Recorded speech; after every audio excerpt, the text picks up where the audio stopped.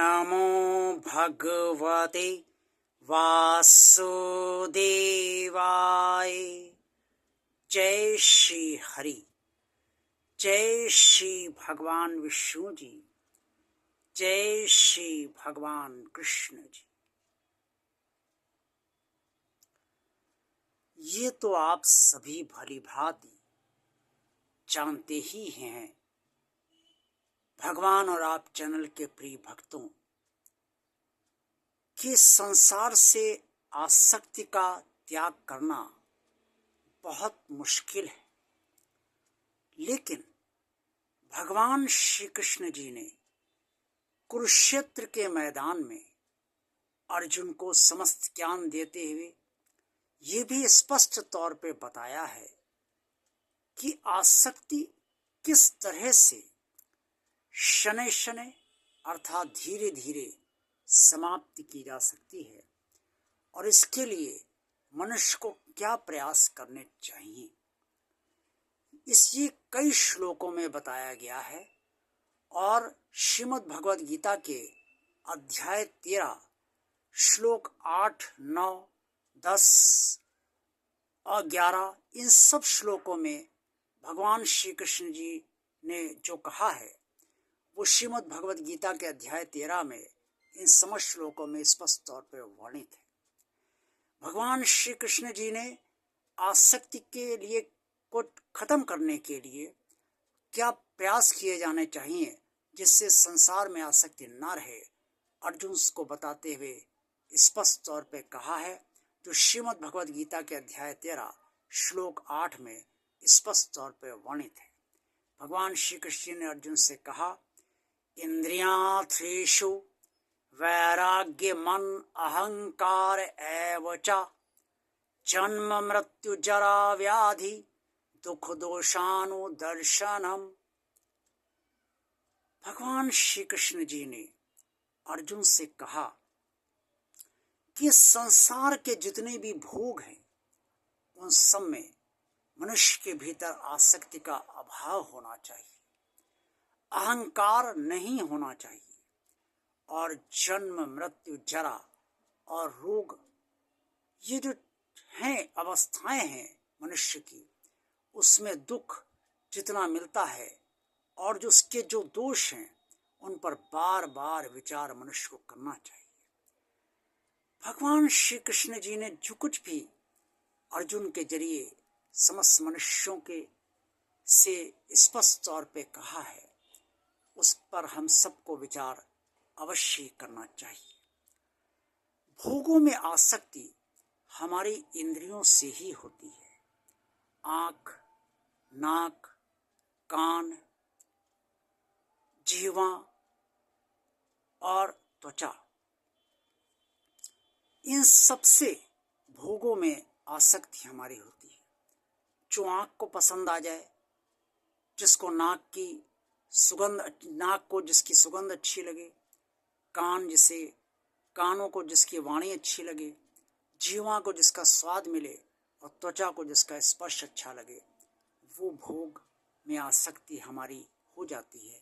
आसक्ति का मतलब है कि हम बार बार उस भोग को भोगना चाहते हैं और उस बार बार उस भोग को पाना चाहते हैं और यही जितना हम भोगते हैं उससे तृप्ति तो मिलती नहीं, संतुष्टि भी पूर्णतया नहीं मिलती है, क्योंकि एक बार संतुष्टि मिल जाए तो हम उसे बार बार नहीं भोगना चाहेंगे, इससे संतुष्टि भी पूरी नहीं मिलती है, इसलिए आसक्ति बढ़ती चली जाती है। ये नहीं होना चाहिए।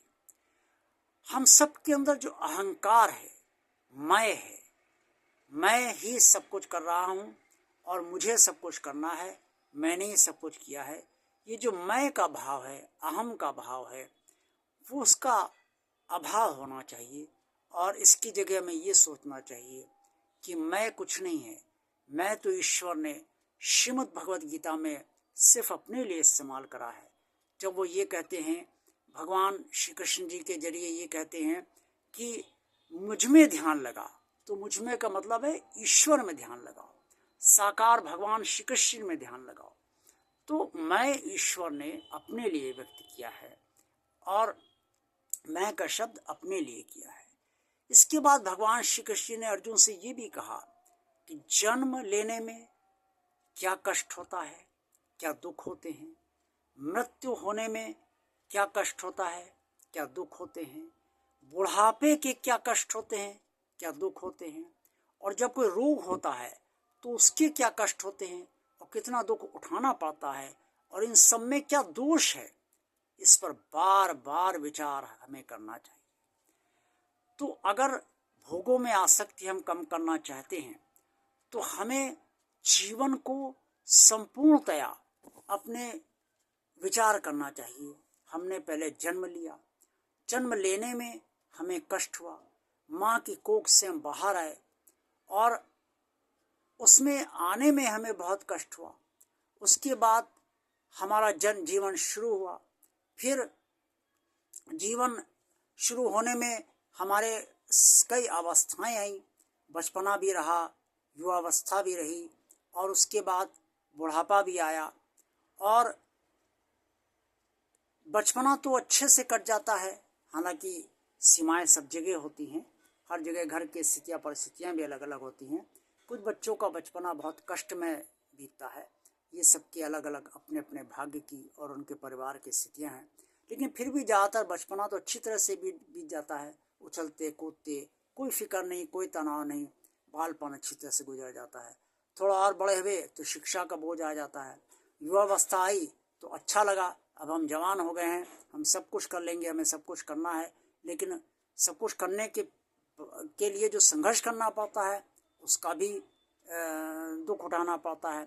और उसके साथ साथ जीवन में रोग भी लगे रहते हैं, और रोग में कितनी कष्ट होते हैं ये हम सब जानते हैं। बुढ़ापा जब आता है तो और कष्ट हो जाता है, कान कम सुनते हैं, आंखों से कम दिखाई देने लगता है, शरीर असमर्थ होने लगता है। अपना ही शरीर साथ नहीं देगा तो दूसरा कब तक साथ देगा। तो इसलिए जब अपना ही शरीर बोझ हो जाए तो दूसरा बोझ को कब तक संभालेगा। तो इन सब बातों पर बार बार हमें विचार करना चाहिए, बार बार हमें सोचते रहना चाहिए, तभी हम इस संसार से, अपने शरीर से और मन के अहंकार से और इंद्रियों के भोगों से हमारा छुटकारा धीरे धीरे ही हो पाएगा। यही भगवान श्री कृष्ण ने समझाने का प्रयास किया है। ये कई श्लोकों में इसके आगे भी बताया गया है। श्लोक 9 में भी श्रीमद् भगवद गीता में वर्णित है, 10 में भी वर्णित है, 11 में भी वर्णित है, 12 में भी वर्णित है। तो भगवान श्री कृष्ण ने आसक्ति छुड़ाने के लिए, इस संसार में आसक्ति कम से कम रहे, अहंकार का अभाव हो, इसके लिए मनुष्य को किस तरह से प्रयास करना चाहिए, ये इस श्लोक में, जो श्लोक 8 मैंने आपके समक्ष उच्चारित किया है अध्याय 13 का, वो उसमें बताया है। आगे भी मैं बताता रहूँगा, और ये कार्य कल के वीडियो और आगे के वीडियो में भी इधर चलता रहेगा। आप अवश्य ये सब वीडियो देखते रहिए। आज का वीडियो आपको कैसा लगा? अच्छा लगा है तो लाइक कीजिए। भगवान और आप चैनल आप सब देखते रहिए, और भगवान और आप चैनल जिन श्रद्धालु भक्तों ने अभी तक सब्सक्राइब नहीं किया है वो इसे भगवान का कार्य मानकर अवश्य सब्सक्राइब कर दें। सब्सक्राइब करते समय बेल आइकन को अवश्य प्रेस करें और उसे टच करें, ताकि जितने भी भगवान के वीडियो हों वो तुरंत आप तक पहुंच जाएं। इस चैनल को ज़्यादा से ज़्यादा लोगों को शेयर कीजिए, ताकि आप सबकी तरह अन्य लोग भी इस चैनल से लाभान्वित होते रहें। और इस जो भी कमेंट्स बॉक्स में आप सब कहना चाहें, रचनात्मक बातें कहना चाहें वो अवश्य कहिए, अपने सुझाव अवश्य दीजिए। देखते रहिए भगवान आप चैनल। ओम नमो भगवते वासुदेवाय। जय श्री हरि, जय श्री भगवान विष्णु जी, जय श्री भगवान कृष्ण जी। आसक्ति कम हो आपके संसार से, ताकि परमात्मा से का जुड़ाव आपका बढ़े। जय भगवान श्री कृष्ण जी। आप सबका कल्याण हो।